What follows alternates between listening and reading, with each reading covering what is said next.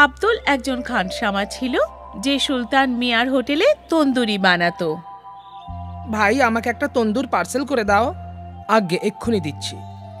আপনার হাতের তন্দুরের কোনো জবাব নেই আব্দুল মিয়া। আমি অনেক হোটেলের তন্দুর খেয়েছি, কিন্তু আপনার হাতের তন্দুরের মতো স্বাদ কোথাও পাওয়াই যাবে না। ধন্যবাদ, আপনার যে আমার তন্দুরি ভালো লেগেছে সেটাই অনেক। আব্দুল অনেক বছর ধরে এই হোটেলেই কাজ করছিল। সবকিছু ঠিকই চলছিল। তারপর একদিন সুলতান মিয়ার ছেলে আফজল হোটেলের দেখাশোনা করতে আরম্ভ করলো। ভাই, আপনার হোটেলের তন্দুরির তো কোনো কথাই নেই। হ্যাঁ হ্যাঁ হ্যাঁ, আমি জানি জনাব, অনেক লোক আব্দুল মিয়ার তন্দুরির খুব প্রশংসা করেন। এই শুনে আব্দুল হাসল। সে আফজলের মনে দুষ্টু বুদ্ধির ব্যাপারে জানতো না। আফজল ভেবে রেখেছিল যে ও তন্দুরি কাউন্টার আরো বড় করে বানাবে এবং আরো অনেক খানসামা রাখবে। আব্দুল ভাই, এবার আপনাকে অন্যান্য খানসামাদেরও আপনার মতন তন্দুরি বানাতে শেখাতে হবে। আসলে ব্যাপারটা হলো, আমি তন্দুরির কাউন্টারটা বড় করতে চলেছি যাতে আরো বেশি অর্ডার নিতে পারি, সেই জন্য। হ্যাঁ নিশ্চয়ই, আমি সব খানসামাদের শিখিয়ে দেবো। এই শুনে আফজল খুশি হলো।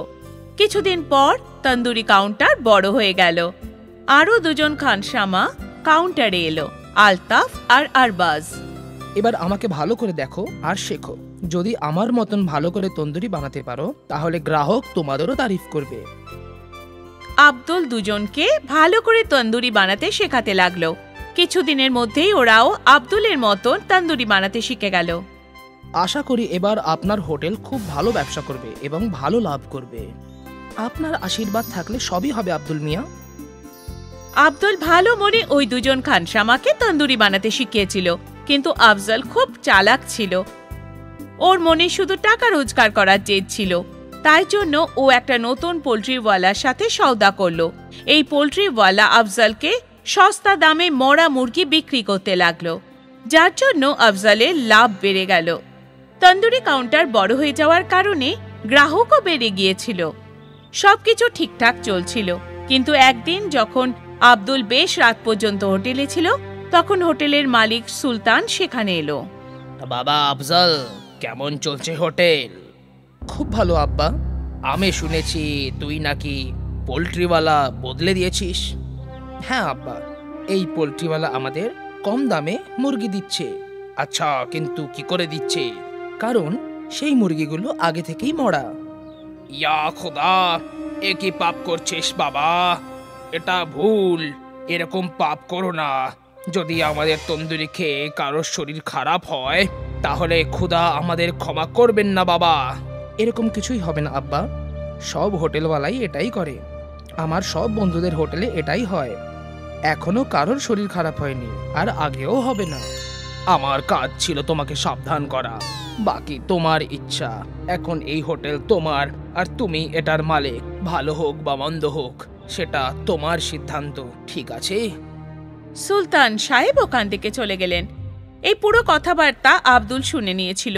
কিছুক্ষণ পরে সেও নিজের বাড়ির দিকে চলে গেল। রাত্রে আব্দুল এই ব্যাপারে চিন্তা করতে লাগলো। আমি এমন জায়গায় কাজ করতে পারবো না যেখানে মানুষের শরীর স্বাস্থ্য নিয়ে খেলা করা হয়। এটা একদম ভুল কাজ। কিন্তু আফজল মিয়া আমার কথা শুনবে না। ভালো এটাই হবে যে আমি এই কাজটা ছেড়ে দিই। আব্দুল ভেবে নিয়েছিল যে ও সুলতান হোটেলে খানসামার কাজ ছেড়ে দেবে। পরের দিন সকালেও হোটেলে গেল। আমি কাল সবকিছু শুনে নিয়েছিলাম। এই কাজ করতে আমার মন আমাকে সায় দিচ্ছে না। আমি এই হোটেল ছেড়ে চলে যাচ্ছি। ভালো কথা। তোমার কি মনে হয়, তুমি চলে গেলে আমার হোটেল বন্ধ হয়ে যাবে? কখনোই না। কিন্তু তুমি অন্য কোনো হোটেলে কখনো কাজ পাবে না। এটা কিন্তু সত্যি আব্দুল মিয়া। আমি মেনে নিলাম, আমি কাজ না করেও থেকে যাব, কিন্তু বেঈমানিতে অংশগ্রহণ করব না। আব্দুল এই কথা বলে সেখান থেকে চলে গেল। ও অনেক হোটেলে কাজ খুঁজতে লাগলো, কিন্তু কোথাও ও কাজ পেল না। ক্লান্ত হয়ে সে একদিন ওর বন্ধু মুস্তাফার সাইকেলের দোকানে গিয়ে বসলো। কি হলো ভাই, আজও কাজ পেলে না? না বন্ধু, জানি না এবার কি করব। আমি তন্দুরি বানানো ছাড়া আর কোনো কাজ করতেও পারি না। তোমাকে কে বলেছে অন্য কাজ করতে? আমি তো এটা বলছিলাম যে তুমি তোমার নিজের তন্দুরির কাউন্টার খুলে ফেলো। অত টাকা নেই আমার কাছে। তন্দুর বানাতে অনেক টাকা লাগে, আর তার উপরে হোটেলও তো চাই না। তার উপর তার ভাড়া। এত কিছু আমি কি করে করব?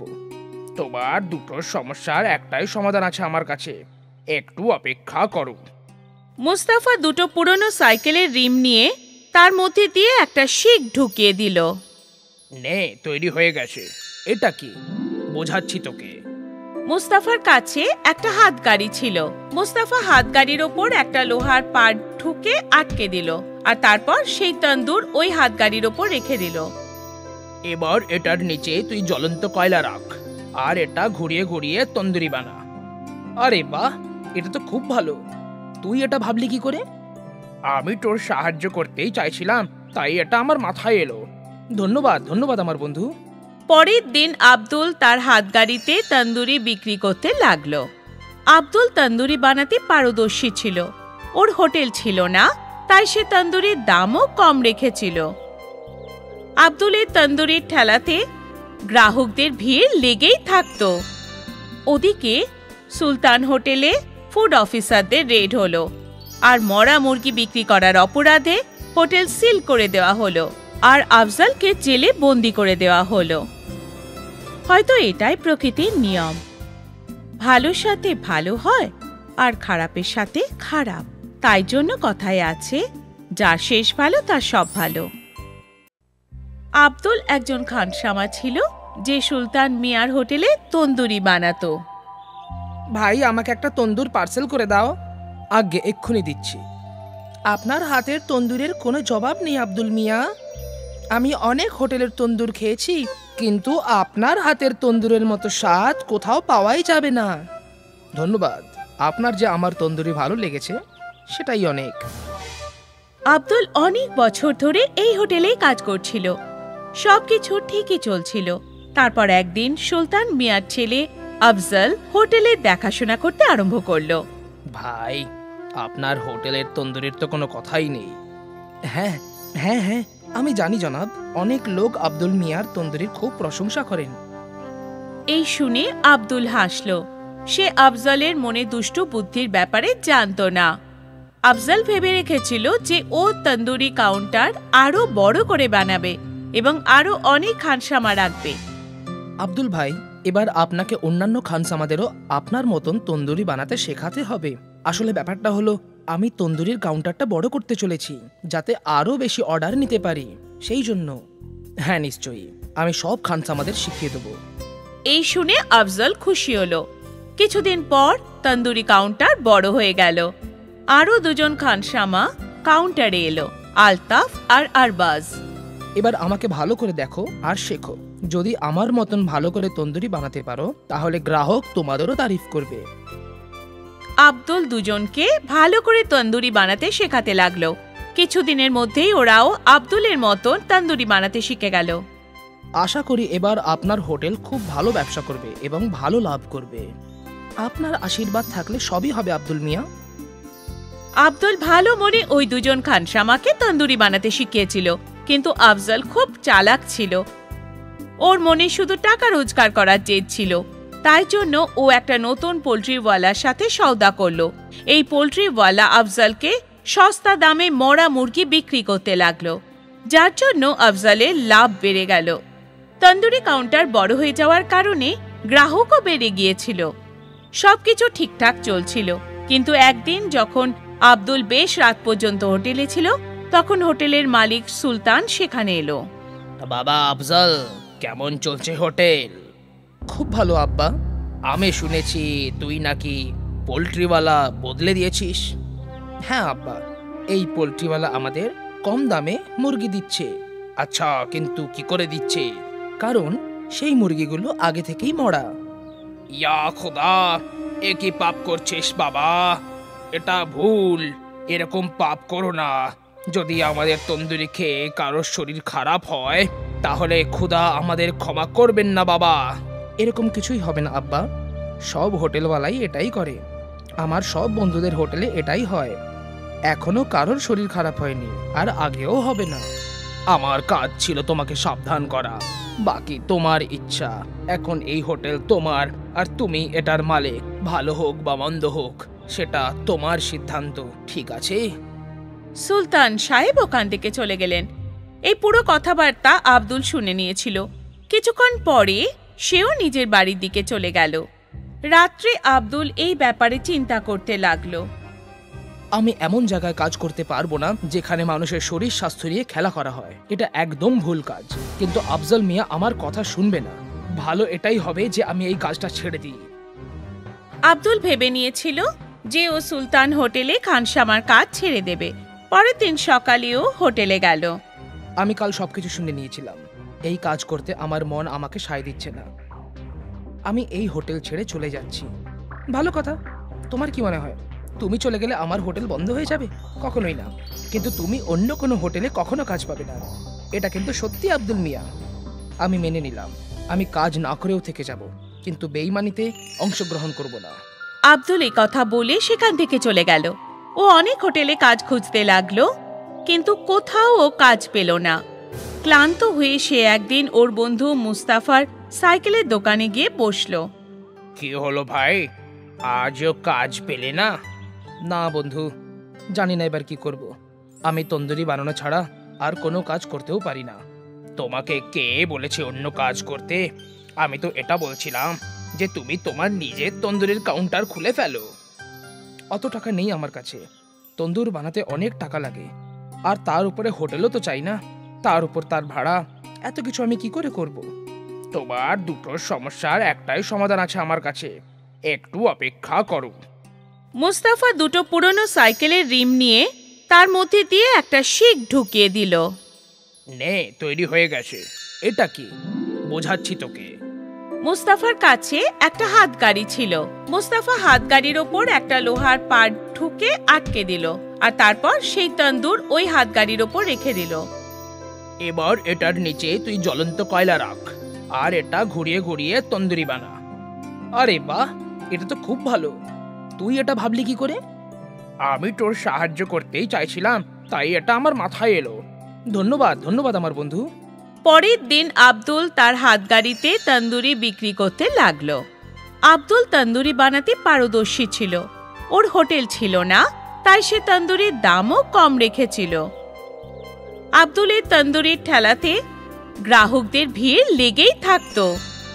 ওদিকে সুলতান হোটেলে ফুড অফিসারদের রেড হলো, আর মরা মুরগি বিক্রি করার অপরাধে হোটেল সিল করে দেওয়া হলো, আর আফজলকে জেলে বন্দি করে দেওয়া হলো। হয়তো এটাই প্রকৃতির নিয়ম। ভালোর সাথে ভালো হয় আর খারাপের সাথে খারাপ। তাই জন্য কথায় আছে, যার শেষ ভালো তার সব ভালো। অঞ্জু আর সাগরের পরিবার দিল্লির কাছে গোপালপুর নামের এক গ্রামে থাকত। ওর মা স্কুলে আয়ার চাকরি করত, আর বাবা অসুস্থ হওয়ার জন্য বাড়িতেই থাকত। অঞ্জু, রিমোট দে। আমি ফাইট দেখছিলাম, তুই মাঝখানে কোথা থেকে এলি? বাবা দেখো না, আমি জল খেতে গেছিলাম, সেই ফাঁকে ও রিমোট নিয়ে নিয়েছে। বাবা, ও 2 ঘন্টা ধরে ফাইট দেখছে, আমি রিমোট দেব না। তোর যত বাজে বাজে সব নাটক রোজ হয়, একদিন না দেখলেই বা কি হয়? নিজেদের মধ্যে ঝগড়া না করে এক এক করে নিজেদের জিনিস দেখে নাও। তোরা দুজন আবার লড়াই শুরু করেছিস। মা, আজ তুমি এত তাড়াতাড়ি চলে এলে? স্কুল কি আজও বন্ধ? হ্যাঁ বাবু, স্কুল আজ আবার বন্ধ। জানি না কবে খুলবে। মনে হয় এই চাকরি ছাড়তে হবে। আজ তোরা কি খাবি বল? মা, আজ রাজমার ভাত খাবো। আপনার হাতে রাজমা ভাত খেতে খুবই ভালো লাগে। কিছুদিন পর অঞ্জু আর সাগরের মার চাকরি চলে গেল। এবার কি হবে মা? আমরা কি না খেয়ে মরে যাব? না সোনা, এমন বলে না। আমরা নতুন কিছু কাজ খুঁজবো। মা, দিল্লি গেলে কেমন হয়? রাজমা আর ভাতের দোকান খুলবো ওখানে। আমার বন্ধু রাজুর বাবার দিল্লিতে ছোলে ভাটুরার দোকান আছে। রাজু বলছিল ওর বাবা প্রতি মাসে 40,000 টাকা করে রোজগার করে। কিন্তু বাবা, বাড়িতে তোর বাবাকে কে দেখবে? মা, তুমি সাগরকে নিয়ে দিল্লি চলে যাও, আমি বাবার দেখাশোনা করব। সাগর আর তার মা দিল্লি পৌঁছায়। ওরা একটা ঠেলা বানায় আর একটা ব্যস্ত রাস্তায় রাজমা ভাত বেচতে শুরু করে। মা রাজমা ভাত বানাতো আর সাগর লোকজনকে খাওয়াতো। আসুন, সুস্বাদু রাজমা ভাত খেয়ে যান, মাত্র 20 টাকা প্লেট। আসুন, রাজমা ভাত খেয়ে যান। কিছুদিনের মধ্যেই সাগরের ঠেলার কাছে রাজমা ভাত খাওয়ার জন্য ভিড় জমা হতে থাকে।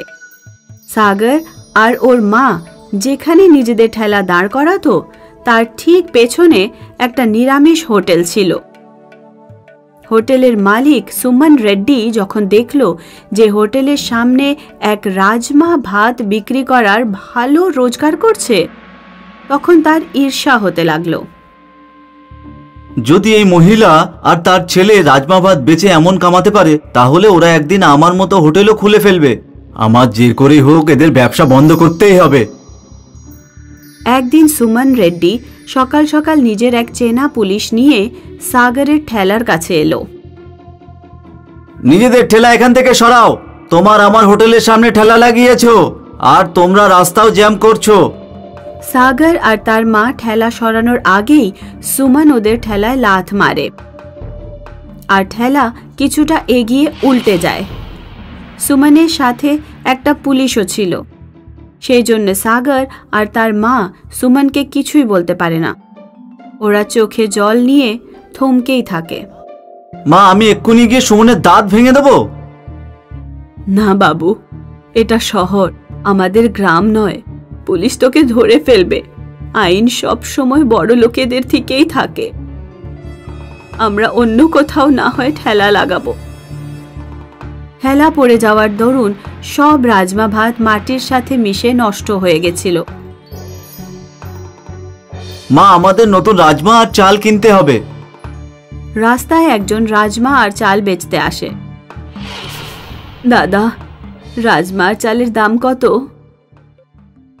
নিয়ে নিন দিদি ভাই, আপনার জন্য কম করে দেব। সাগর আর ওর মা একসাথে 20 কিলো রাজমা আর 20 কিলো চাল কিনে নেয়। পরের দিন যখন ওরা রাজমা ভাত বানিয়ে এক কাস্টমারকে দিল, তখন কাস্টমার বলল, আপনার রাজমা ভাতে চিকেনের গন্ধ পাচ্ছি। রাজমা ভাতে চিকেনের স্বাদ? এটা কি করে হয়? সাগর আর ওর মা রাজমা আর ভাত খেয়ে দেখে। তাদেরও মনে হয় যেন সুস্বাদু চিকেন খাচ্ছে। মানুষের মধ্যে রাজমা ভাতে চিকেনের স্বাদের কথা ছড়িয়ে পড়ে আর দূর দূর থেকে মানুষ সাগরের ঠেলায় এসে রাজমা ভাত খেতে থাকে। ভিড় এত বেড়ে যায় যে ওরা অঞ্জুকেও ডাকতে বাধ্য হয়। মাত্র 20 টাকার রাজমা ভাতে চিকেনের স্বাদ, কে না ছাড়তে চাইবে এটা?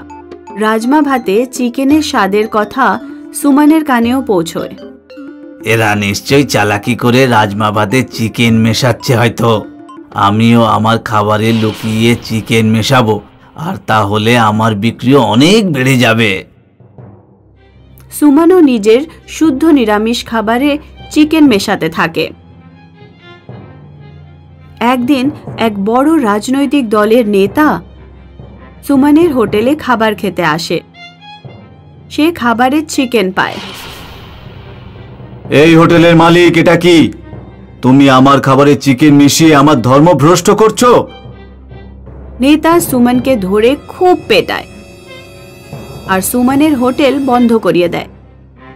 ওদিকে সাগরের ঠেলাতে ননভেজ খাওয়ার লোক বেড়েই চলেছিল। অবশেষে বাধ্য হয়ে সুমন সাগরের মায়ের কাছে পৌঁছলো। দিদি ভাই, আমি আপনার সাথে যা করেছি তার জন্য ক্ষমা চাইছি। আমার হোটেল আর চলছে না। আপনি যদি আমার হোটেল কিনে নেন, আমি খুব খুশি হব। আমি এখান থেকে চলে যাব আর অন্য কোথাও গিয়ে আবার নতুন করে হোটেল খুলবো। সাগর আর তার মা সুমনের হোটেল কিনে নিল। মা, আমাদের যা কিছু সব ওই লোকটার জন্যে, যে আমাদের জাদুর রাজমা আর চাল দিয়েছিল। আমি ওকে অনেক খুঁজেছি, কিন্তু ওকে কোথাও পাইনি। মনে হয় উনি ভগবানেরই দূত, আমাদের জন্য পাঠিয়েছেন ভগবানেরই দূত। মা, ভগবানের দূত কি বাস্তবে হয়? জানি না মা, কিন্তু অনুভবে তো মনে হয় যে হ্যাঁ, ভগবানের দূত হয়। মিরপুর গ্রামে হরি সিং নামের একজন ময়রা থাকতেন। হরি সিং এর কাছে একটা মোটা তাগড়া গরু ছিল, যে একদিনে 50 লিটার দুধ দিত। হরি সিং ওর গরুর দুধ দিয়ে দেশি ঘি তৈরি করত আর শুদ্ধ দেশি ঘি দিয়ে মিষ্টি বানাতো। শুদ্ধ ঘিয়ের তৈরি মিষ্টি বলেই গ্রামের লোকেরা হরি সিং এর দোকান থেকেই মিষ্টি কিনত। বাকি মিষ্টির দোকানের মিষ্টি বিক্রিই হতো না। হরি সিং এর ঠিক সামনেই রাধে শ্যামের দোকান ছিল। হরি সিং এর দোকানে এত ভিড়, আর আমাদের দোকানে কেউ আসছে না। মালিক, আমি বুঝতে পারছি না যে লোকেরা হরি সিং এর দোকানে কেন যায়। আমাদের মিষ্টি ওর থেকে তো খুব কম স্বাদ নয়। সবাই ওর গরুর দুধের দেশি ঘিয়ের জন্য। ওর গরু না হয়ে কামধেনুর গরু হয়ে গেছে। আগে তো গরিব ছিল, কিন্তু গরুর জন্য বড় লোক হয়ে গেছে। হরি সিং বিয়ের বরযাত্রী যেতে খুব ভালোবাসতো। গ্রামের সব বিয়ের বরযাত্রীতে ও যেত। একদিন হরি সিং ট্রলিতে চেপে বরযাত্রী যাচ্ছিল। বরযাত্রী রাস্তায় এক জায়গায় দাঁড়ালো। হরি সিং ট্রলি থেকে নেমে জঙ্গলে এক জায়গায় টয়লেট করতে গেল। হরি সিং এর পেছনে হঠাৎ করে একটা শিয়াল চলে আসলো। এদিক ওদিক না দেখে ভয়ের চোটে ও অনেক দূরে দৌড়তে শুরু করলো। কয়েক কিলোমিটার দৌড়ানোর পরে ও নিঃশ্বাস নিল।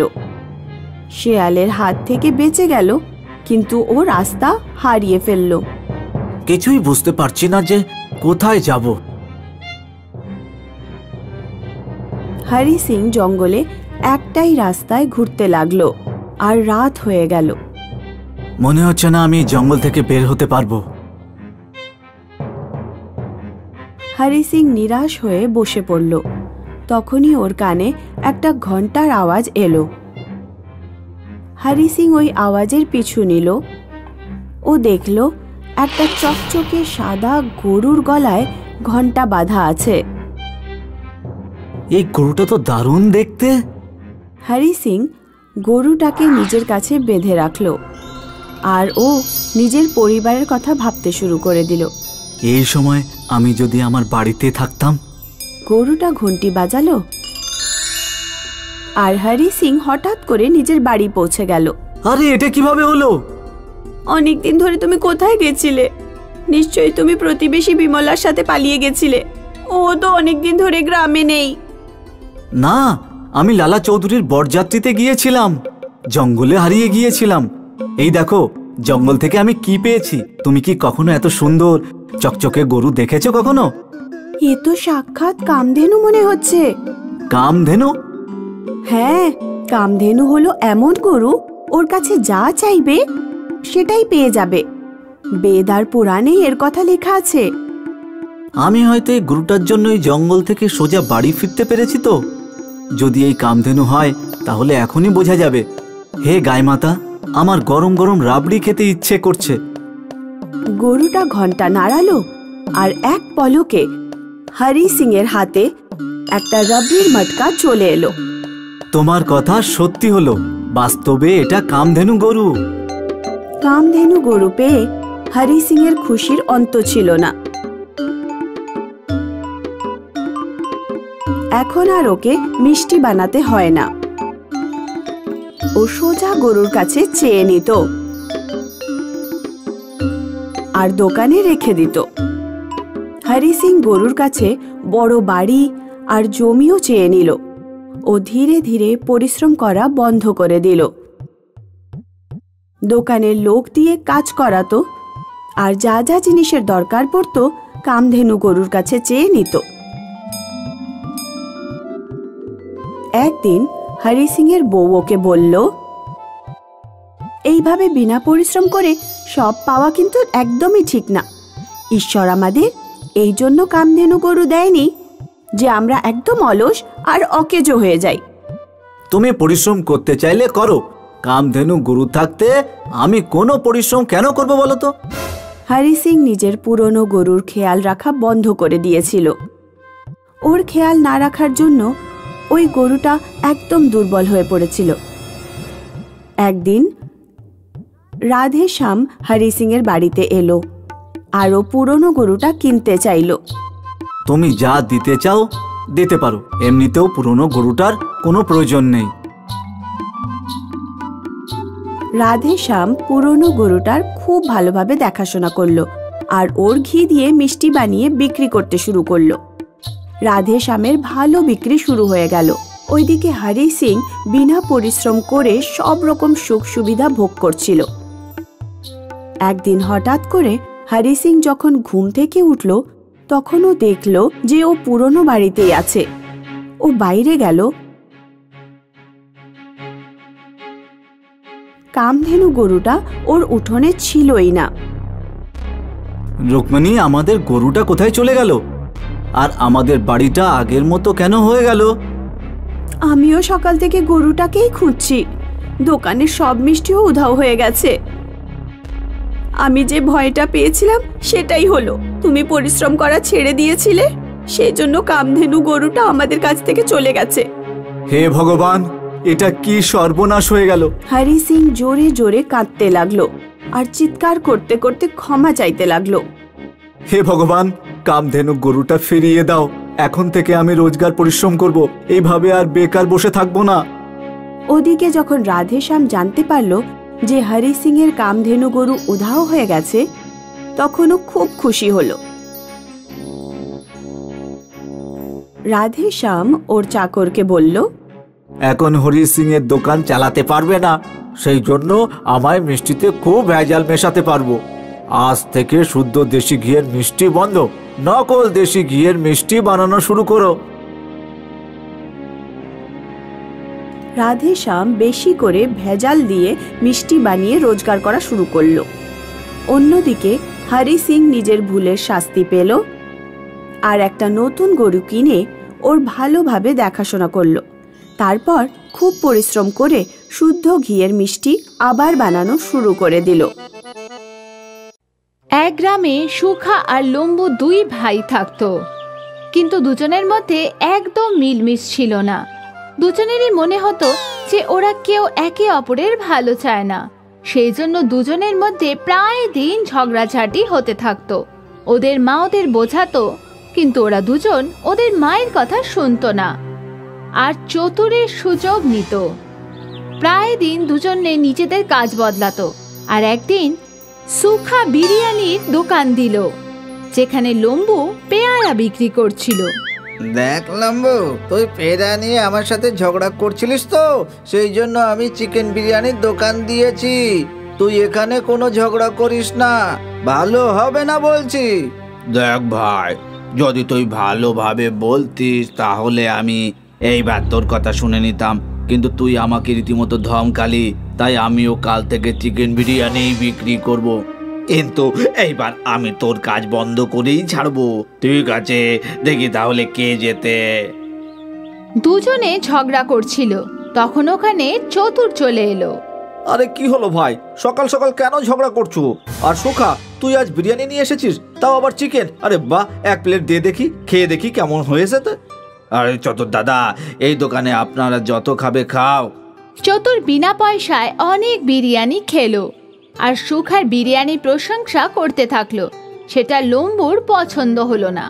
সুখা, তুই তো দারুণ বিরিয়ানি বানিয়েছিস, খেয়ে শান্তি পেলাম, খরিদ্দারেরও খুব ভালো লাগবে। আরে দাদা, তুমি কাল আমার হাতের বানানো বিরিয়ানি খেয়েও আঙুল চাটতেই থাকবে। ঠিক আছে, কালকেরটাও কালকে দেখা যাবে। এখন তুমি পেয়ারা খাও, তোমার পেয়ারাও দারুণ খেতে। একটু প্রশংসা পেয়ে লম্বু খুশি হয়ে গেল। চতুর বিনা পয়সায় পেয়ারা পেয়ে গেল। সুখা সারাদিন ধরে বিরিয়ানি 50 টাকা প্লেট বিক্রি করলো আর ভালো রোজগার করলো। এটা দেখে ওর ভালো লাগছিল না। বিকেলে দুজন ভাই নিজেদের বাড়ি ফিরে এলো। পরের দিন লম্বু সুখার আগেই ওর গাড়ি নিয়ে পৌঁছে গেল। ও বোর্ডে লিখে দিল যে চিকেন বিরিয়ানি 40 টাকা প্লেট। কিছুক্ষণ পরে ওখানে সুখাও চলে এলো। পাগল, এত কমে বিরিয়ানি বিক্রি করছিস? আজ আমি দেখবো যে তুই কিভাবে তোর বিরিয়ানি বিক্রি করিস। দুই ভাইয়ের দামের মধ্যে পার্থক্য দেখে লোকজন লম্বুর কাছেই যাচ্ছিল আর সস্তা হওয়ার কারণে পেট ভরে বিরিয়ানিও খাচ্ছিল। এটা দেখে সুখাও বিরিয়ানি সস্তা করার কথা ভাবলো আরও 50 টাকার বদলে 40 টাকা লিখে দিল। এখন দুই ভাই সমানভাবে টক্কর দিচ্ছিল আর বিরিয়ানি বিক্রি করে বিকেলে বাড়ি ফিরে আসে। আমি শুনেছি তোমরা দুজন আজও নিজেদের লোকসান করে এসেছো। মা, ও আমাকে ধমকি দিয়েছিল আর এখন আমি ওর কাজ বন্ধ করেই ছাড়বো। মা, যখন তুমি কিছু জানো না তখন কিছুই বলতে চেও না তুমি। ঠিক আছে, এবার থেকে আমি কিচ্ছু বলবো না, তোমরা দুজন যা ইচ্ছে হয় তাই করো। একদিন সকাল সকাল চতুর সুখার সাথে দেখা করতে এলো। আরে এসো চতুর দাদা, বসো। আরে আমি তো তোমার নিজের মনে করি, সেই জন্য ব্যবসার কয়েকটা জিনিস শেখাতে এসেছি। দাদা, এখনো অবধি তো তোমার কথা শুনেই ব্যবসা করছি গো। এবার থেকে 5 টাকায় বিরিয়ানি বিক্রি করা শুরু করো। 5 টাকায় তো চিকেনের দামই উঠবে না গো। তুই তো তোর ভাইকে হারাতে চাস, তাই না? তাই তোকে নিজের পকেট থেকে টাকাই দিতে হবে, কিন্তু আমার কাছে তো টাকাই নেই। তো দাদা কবে কাজে আসবে? যত টাকা লাগবে আমি দেবো, রোজগার পাতি হয়ে গেলে আবার আমাকে দিয়ে দিস। চতুর সুখাকে ধার দিল চিকেন বিরিয়ানি আর সুখা 5 টাকায় চিকেন বিরিয়ানির বোর্ড লাগিয়ে দিল। ওর সামনে লাইন লেগে গেল আর লোকজন টোকেন নিয়ে বিরিয়ানি নেয়ার অপেক্ষা করছিল। লম্বু এসব দেখে কষ্ট পাচ্ছিল, তখনই ওখানে চতুর এলো। কি হলো লম্বু, তুই এত কষ্ট পাচ্ছিস কেন? সামনেই তো দেখতে পাচ্ছ, আর তুমি আমাকে কষ্ট পাওয়ার কারণ জিজ্ঞেস করছো। তাহলে তুইও 5 টাকায় বিক্রি করে শুরু করে দে। আমার কাছে অত টাকা নেই, জানি না সুখার কাছে এত টাকা কোথা থেকে এলো। তুই চিন্তা করিস না, আমি তোকে এক্ষুনি ধার দিচ্ছি, তুইও এখন 5 টাকায় চিকেন বিরিয়ানি বিক্রি কর। চতুর লম্বুকেও ধার দিয়ে দিল আর দুই ভাই 5 টাকায় চিকেন বিরিয়ানি বিক্রি করতে থাকলো। আসুন আসুন 5 টাকায় চিকেন বিরিয়ানি খান, আসুন আসুন 5 টাকায় চিকেন বিরিয়ানি খান, 1 প্লেটে 4টে চিকেন পাবেন। সুস্বাদু খান, 1 প্লেটে 5টা চিকেন পাবেন আর মাত্র 5 টাকায়। দুই ভাইয়ের শত্রুতার সুযোগ লোকেরা খুব ভালোভাবে নিল আর 5 টাকায় পেট ভরে বিরিয়ানি খেলো। আজ দুপুরের মধ্যেই দুই ভাই সব বিরিয়ানি শেষ করে বাড়ি ফিরে এলো। কত রোজগার হলো আজকে? সুখার লম্বু মাকে সব সত্যি বলে দিল। আচ্ছা, তাহলে তোমাদের দুজনের চতুর টাকা দিয়েছিল, এখন তোমরা নিজেরাই ভাবো যে ও কি চায়। মা, আমায় ক্ষমা করে দাও। হ্যাঁ মা, আমাদের আজ থেকে আর কোনো রকম ঝগড়া করব না। আমরা যত ঝগড়া করব তত অন্য লোকেরা সুযোগ নেবে। হ্যাঁ মা, আমরা এটা আজ বুঝতে পেরেছি। এখন আমরা দুজনে মিলে কাজ করব আর চতুরকে মজা শেখাবো। দুই ভাই একটা গাড়িতেই বিরিয়ানি রাখলো আর বোর্ডে লিখলো লম্বু সুখার চিকেন বিরিয়ানি। পরের দিন ওরা দুজন চলে এলো। যখন চতুর পরের দিন গিয়ে দেখলো তো অবাক হয়ে গেল। ওই মিলমিশ দেখে ওখান থেকে দূরে পালিয়ে যাওয়াটাই ঠিক মনে করলো। বন্ধুরা, এর থেকে আমরা শিক্ষা পাই যে আমাদের মিলেমিশে থাকা উচিত, নয়তো অন্য কেউ এই সুযোগ নিয়ে চলে যাবে। আর পাশাপাশি এরকম লোকের কাছ থেকে সামনে থাকা উচিত, নয়তো কিছুদিনের মধ্যে ডুবে যাবে।